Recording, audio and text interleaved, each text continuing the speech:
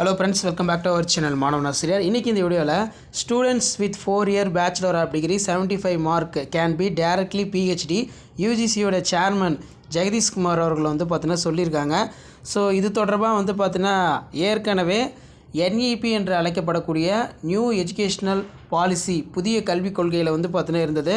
இதை வந்து பார்த்தீங்கன்னா நடைமுறைப்படுத்த போகிறதா சொல்லியிருக்காங்க விரைவில்.